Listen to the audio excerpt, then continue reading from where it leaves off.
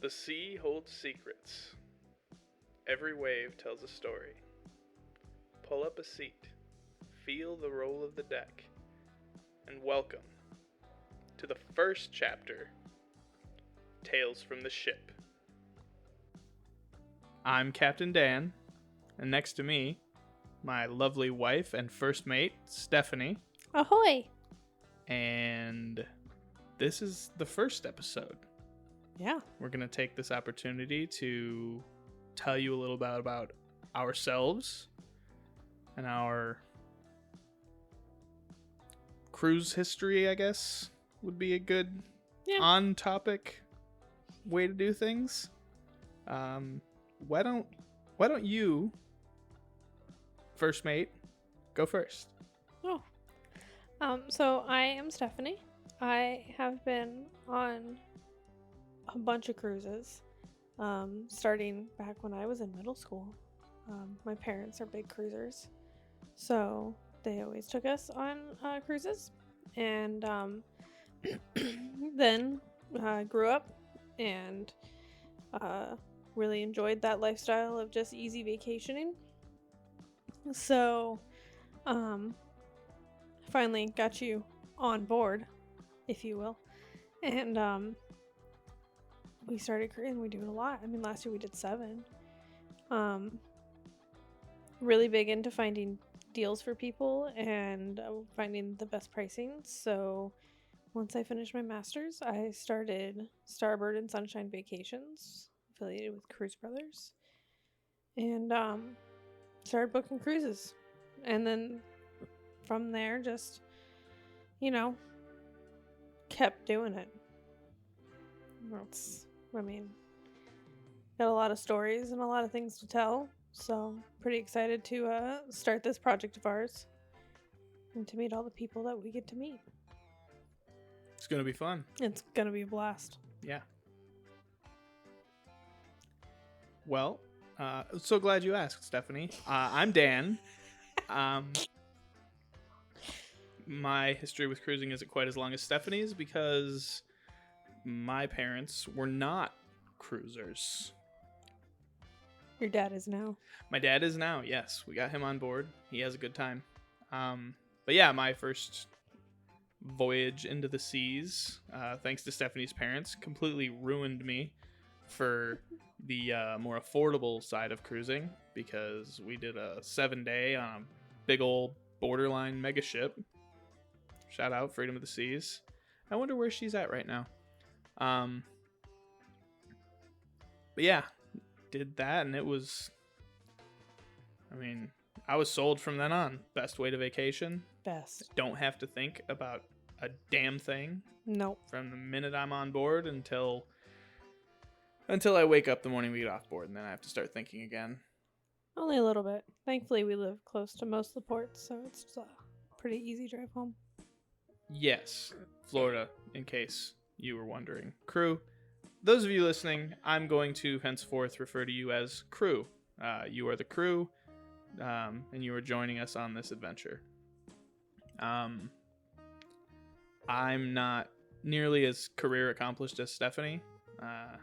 I spend my day job riding personal watercraft, jet ski, Sea-Doo, Wave Runner, whatever nomenclature you decide to use. They're all trademarked.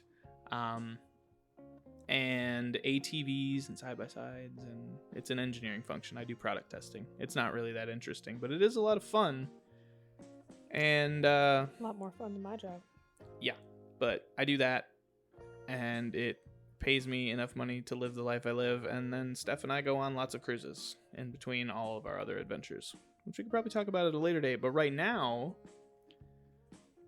the idea here is everyone, whether they've only been on one cruise or they've been doing it for decades, everyone has a story. Every cruise, when you get that many people and that many bars and that many new places, new faces, you're going to have a story to tell by the end of that vacation. Oh, absolutely. So, without yapping on any much too longer. Blah blah blah.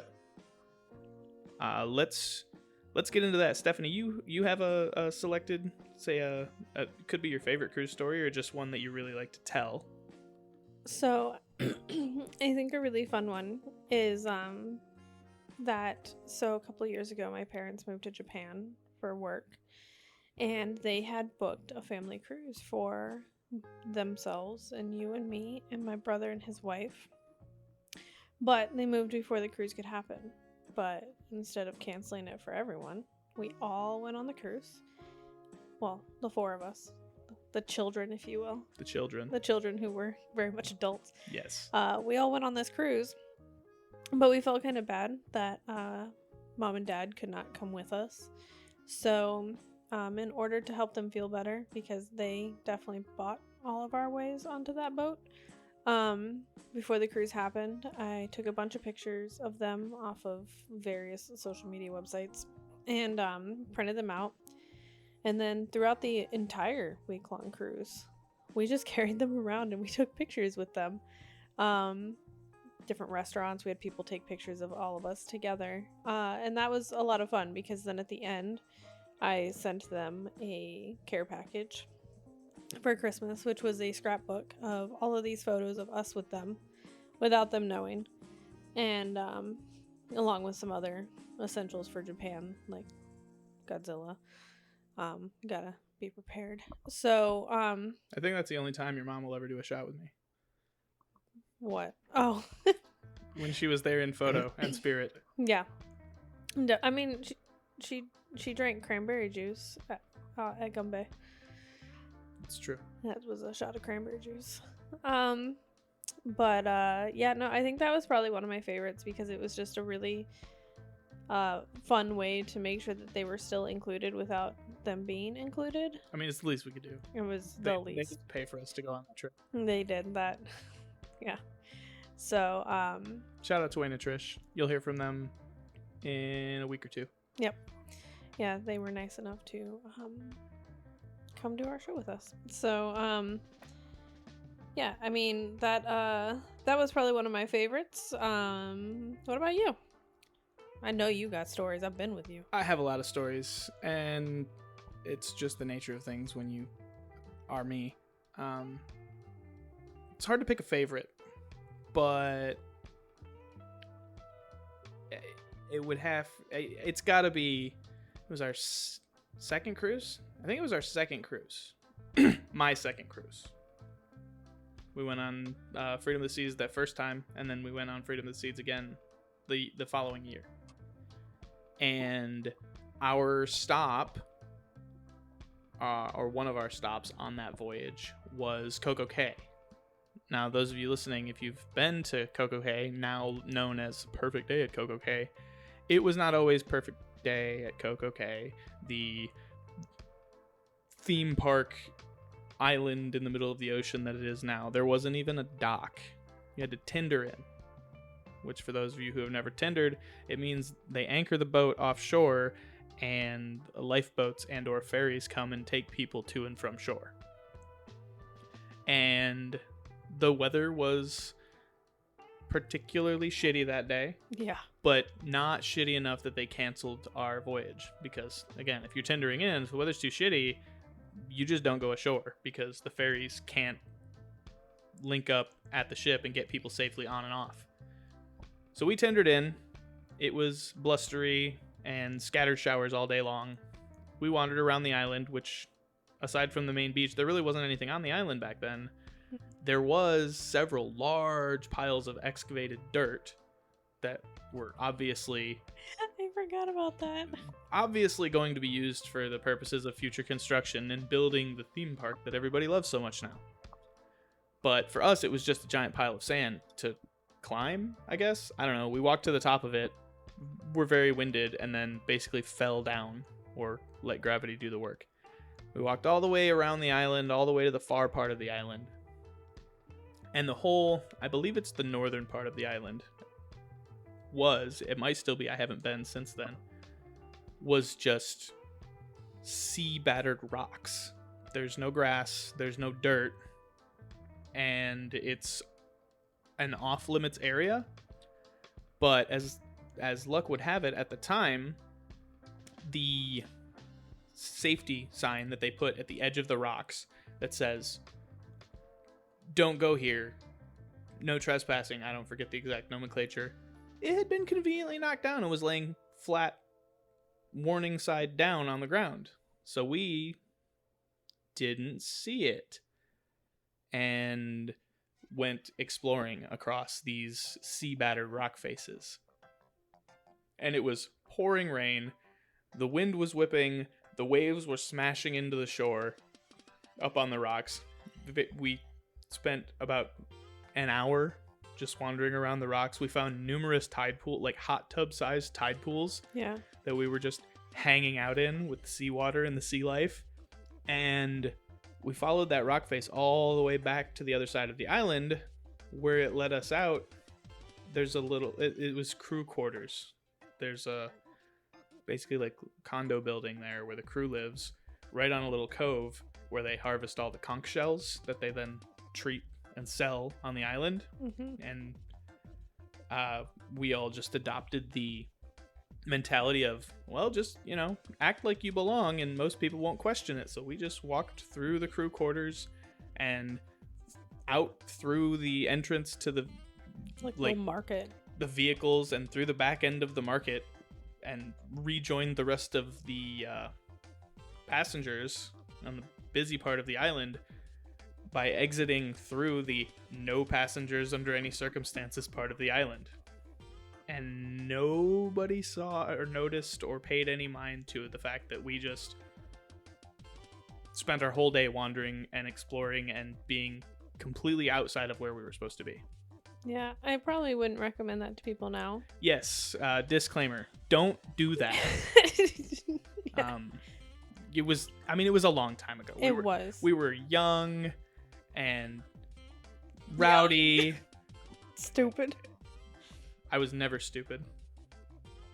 I just prefer to ask for forgiveness instead of permission. That's fair. The sign was fine. It was fine. There was no sign. I didn't see a sign. Did you see a sign? There was no sign. Yeah. We did find the wedding area. We did. Well, that's where the rock face started. Yep. Right. The wedding area was built right next to that rock face, and it was a beautiful view, and there would never be anybody on that side of you. I could see why they put it there. Oh yeah, absolutely. But the island not being super busy at the time led to a lack of maintenance that led to us just not knowing that was off limits. Right. But now, it's a much bigger island. The island's not bigger, but they've got the whole water park and... there's probably a roller coaster on the rock face now with a fence, and razor wire, and guys with guns, and... Well, that's a lot. Probably not that much. Probably not, but maybe. No, it's a private island. Well, after this story, they'll probably put guys with guns up there. Probably not. No? You don't think so? No, it's a private island. Private island. So they could have guys with guns. They very much could, yeah. I don't know. I think it's technically still in Bahamas. I think they still have to follow some portion of Bahamian law. Yeah, they definitely do. Oh. But yeah, that's mine. That's one of the more mild ones. Over time, I'll probably tell many more. Perhaps more interesting and more ill-advised stories. Yeah, I think that would be my most ill-advised story. Yeah? Yeah, most of your stories are you were just drunk. Yeah. But I don't think being drunk is ill-advised, but some of the things I get up to when I'm drunk. That's fair. Definitely. Especially when you're unsupervised. True. But that's okay. I have the most fun when I'm unsupervised. Yeah? Mm-hmm. Makes sense. There's free as a bird. Yeah. So, free as a bird. Free as a flying fish. I don't think flying fish are very free. They're kind of restrained to water. Well, they can glide for, 5 to 10 seconds at a time. That's fair. Anyone who's been on a cruise before has probably seen many of them. I've seen so many. Because they jump and fly along the ship. They do.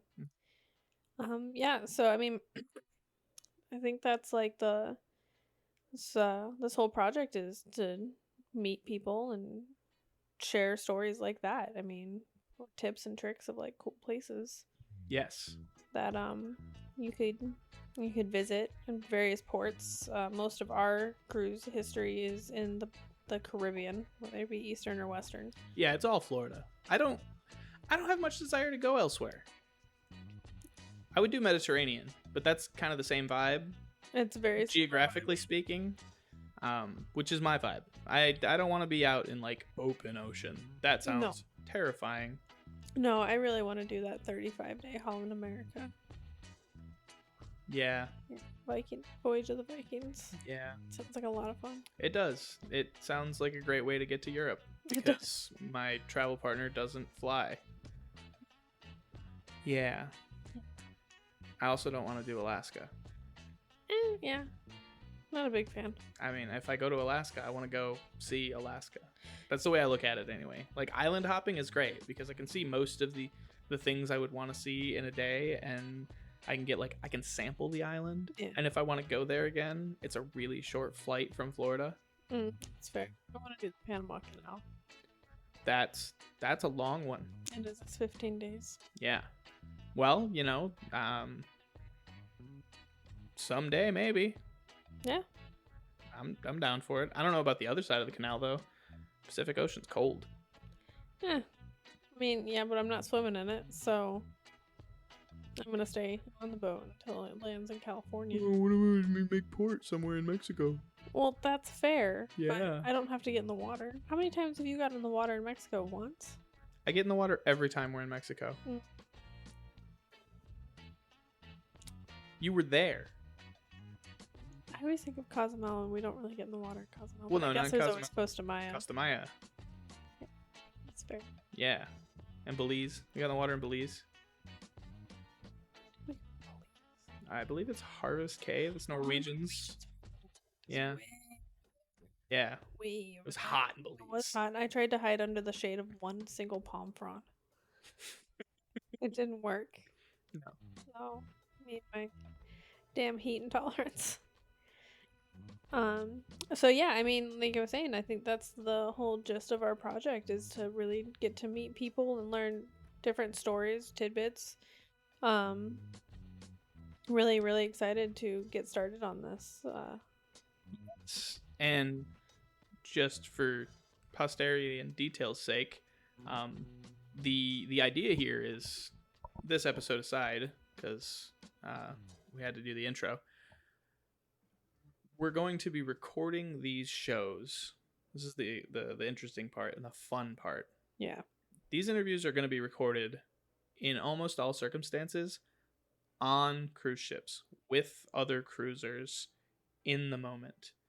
Some of them we will have made contact with or will have made contact with us.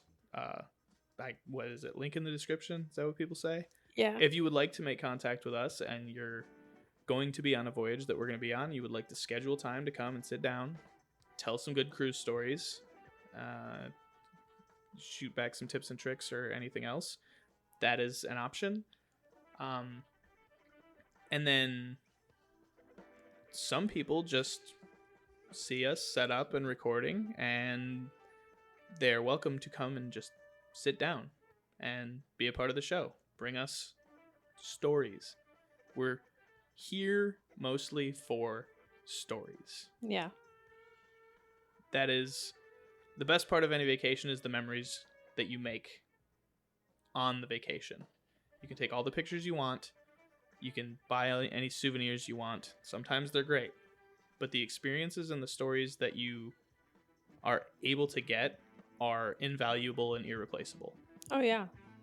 And sharing them with other people is a large part of their value. Yeah, I mean, part of the human experience. Yes. It's being able to make those memories and then share them with others. Yes. So in the coming weeks, you'll hear stories from, we had an interview with Steph's parents.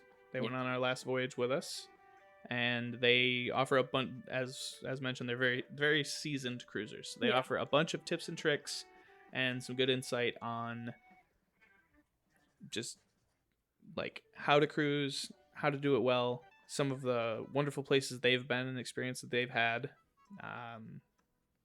You'll hear from a couple of people we just literally in the moment, like I just described, were walking past us and sat down and told us about their cruising experience. A couple other people we just met along the way Yep. and invited to join in. We think you'll really enjoy it. We really enjoyed doing the interview, and like I said, if you're gonna be on a voyage or you're paying attention to what we're up to, we would love to meet those of you out there who happen to cross paths with us and sit down with you and take in some of your tales from the ship. Yeah, I mean, I'm so pumped. I'm so excited for this.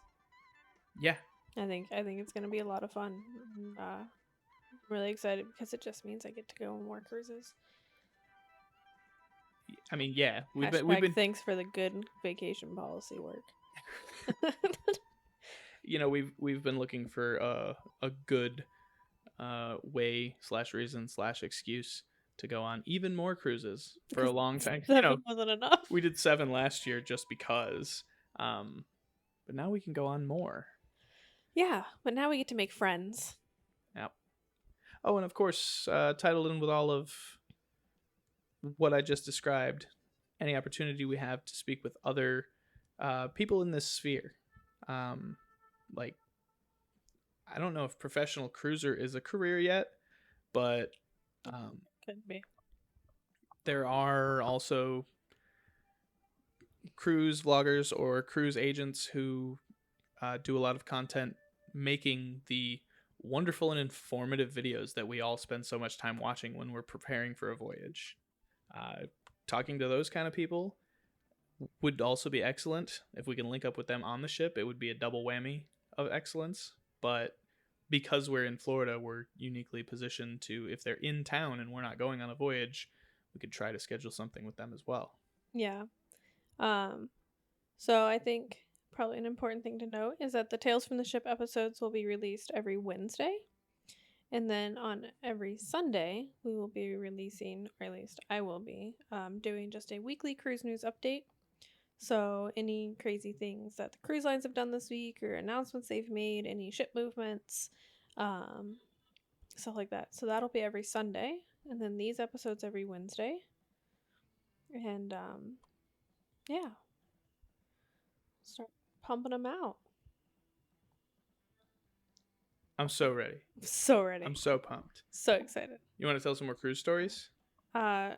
Go or ahead. do you? Well, I wasn't expecting you to say sure. Other cruise stories. We went on a cruise during COVID. Yeah, we did. Yeah. With our best friends. That was amazing. We were on a ship that holds, at capacity, 6,000-ish people. There were 927 people on board. Yep. It was a ghost town. And let me tell you, it was amazing. It was. There was no line for anything. There was always a chair or a bed. Some of the pools have lounge beds available everywhere. And yeah, there was no wait for anything. No wait for a drink. The dining room was empty. It's beautiful. It was amazing. It's beautiful. It was weird to be wandering through some of the common areas of the ship and be yelled at by the guy hosting trivia. Because he just wanted friends. He just wanted someone to come and do trivia. But from across the venue. Yeah. Like, hey, what are you guys doing over there? Getting a drink? You should come play trivia. There's only one person over here playing trivia. Come on, play trivia. Yeah. I think that was probably my favorite cruise because there was nobody there. Yeah. But we also didn't get off in San Juan. Yeah. So that kind of sucked. But that was a great cruise. There's a time that we went when we were poor. Oh, the days of being poor. And we booked a 7-day cruise on the MSC Divina when it first came to America. MSC's first boat in America. And when we got on board, it was then that I told you that we had no money to spend. We had enough for tips, and that was it. Yep. And then I was super happy. so happy. Yep. And that was we were walking around the boat, just like checking it out, and I found $100 on the ground. And I handed it to you, and I said, "You're just spending money." And I mean, I looked around first, but nobody was checking their pockets, and there was no way to turn it in. I mean, I could have turned it in, but nobody would have. Maybe that's a genius ploy. Just go up to guest services on the first day every time. Like, I lost $100. Anybody turn in $100? But yeah, that was, and then we got seated at the table with 3 other, I'm gonna call them power couples. They were very accomplished. They were all very accomplished. Yeah. We were not, and Yeah. they made fun of us. It was 4 couples, youngish, all English speaking. They did a really good job at like taking some demographic information. Yeah. Still to this day, I give them a lot of credit for that. It was a table of 8, and the couple next to us were both CPAs, living in Miami, killing it at life. The other couple across from us, they were both doctors. Yep, in Canada, working for the Canadian medical system, doing great at life. And then the other couple next to us were, we shouldn't have been at the same table as them. They were gorgeous. They had like baller jobs. Yeah, I don't remember what they were. I think one of them was like a sports media production person or something. Yeah, he ran his own company. Yeah. His sports media production company. This dude was wearing a custom tailored, beautiful plaid suit. Like, he was balling. And I think she was a pharmaceutical sales rep, which at the time was still like the it job for like hot girls to do. Mm. It was like every pharmaceutical sales rep was a super hot girl, and she was supermodel hot. They were like, they should have been at their own table at the head of the restaurant, just showcasing MSC's clientele. They didn't belong at the table with the rest of us. Then there was us. And then there was us. And, I mean, you had a job at the time that you could tell the story the right way, and it sounded really cool. Yeah, I tried. And then you were like, I throw boxes. Yeah, I chuck boxes. Eh. I was a night stalker at Lowe's. Then they made fun of us for 2 nights in a row, and we stopped going to dinner. Yeah, they were really like... They were really mean to us. Yeah, they really... It kind of made me sad. And I remember we just stopped going to dinner. stopped going to Like, dinner. fuck it, the buffet's there. Let's just go there. Yeah, because there wasn't a lot of options at the time. Because this was back when you got sat with strangers, and nobody really does that anymore. And yeah, I remember we were bored. We were poor. We didn't have any money, so we were poor. We couldn't gamble, couldn't do anything. So we watched a lot of cartoons. We did. A lot. We had a balcony room though. We had a balcony room. So we hung out there a lot. Watched a lot of cartoons. I remember I ate so much food on that cruise that my stomach I couldn't like try and stick my stomach out because it was so full. Yeah, so just eat more food. Yeah, because it was free. Go to the pool, which kind of sucked. Yep. I wasn't a fan of the pool. No, but We played ping pong. we did. Oh, that's right. We played a lot of ping pong. A lot of ping pong and a lot of foosball. Ping pong. Foosball on a cruise, not great. No, not great. No. That's affected by the motion of the boat. It is, yeah. But We did have a really great lunch in San Juan. we did. That was because my boss at the time recommended Mofongo. Yeah, that was the highlight of that whole voyage. Was our day in San Juan. That was before they had Ocean Key. It was before MSC had Ocean Key. They were sharing a private island. I think they were leasing time I think at so. Great Stirrup Key. I think so, yeah. And we got there. There was another ship there, and they were tendering people in, and they told us, "We can't go in. The weather's bad." It was sunny, with a steady wind of about 10 knots. I cried. Wanted off the boat for a little bit. Yeah, 3 sea days in a row. Yeah. That sucked. Yeah, that was a little bit too much. Yeah, I mean, That was before you knew how to book a crate cruise, though. yeah, I've learned a lot. Yeah. I've learned a lot and I know a lot more about cruise lines now. But I think MSC has also changed a lot with the fact that they have Ocean Key now, and it's been I mean, hell, 12, 13 years since that cruise. Yep. And so they've definitely grown a lot as a company, catering to at least the American experience. I mean, they're really good at the Mediterranean experience, you know, given that they're the Mediterranean shipping company. But yeah, I think that they've grown a lot there. So that's I mean, we cruise them all the time. Oh, well, yeah. All the time. Super available, super affordable. Yeah. We know what we're getting. I mean, the seascape / seashore. Slash I can never seaside. tell the difference. Yeah, that class of cruise ship is basically like a small town we visit every year. Yeah. At this point, I know all the bars. I know all the things to do. I know exactly where I'm gonna be every single day. Yeah, I mean, we don't have one booked on the seashore this year at all. No, we do. November. We do. We're going with Dad. We sure do. November 30th. We'll be on the MSC seashore. Yep. That's good. Yeah. What? Well, our next couple. We got Margaritaville coming up. Mm-hmm. Then we've got the World America in September. And then November is the seashore. And then January is the MSC Grandiosa. I'm excited about that. Excited. Those I'm are excited to go on an MSC cruise that's not on a seashore or seascape. That's 3 new ships this year. Margaritaville, World America. Oh and yeah, the Grandiosa. Margaritaville, little 2-day, Little two-night guy. Little 2-night cruise. Going out to Freeport, right? I think so. Freeport and back. I think so. I don't know. It's not Nassau. I know that much. But it's in the Bahamas. Been to Nassau a lot. Been to Nassau a lot. I mean, 7 cruises and most of them were on the seashore last year. So, you know, that's I'm pretty pumped for some new boats. Really excited for the World America. I've had that one booked for a long time. Yeah, we booked it before they made the ship. Yeah, really excited for that one, and I'm really excited to get your parents to try out MSC. They haven't tried them before, so getting them to branch out a little bit and try something new. We've been on most of the major cruise lines. I think we're just down to like Celebrity, Holland America. Yeah, we haven't gone on any like the ritzy, fancy. No. Old people. Hey, they're nicer. I mean, yeah, they're nicer and they're more expensive. Go play roulette. You need that generational wealth to go on those fucking cruises. I don't got that. No, me neither. I don't got that. No.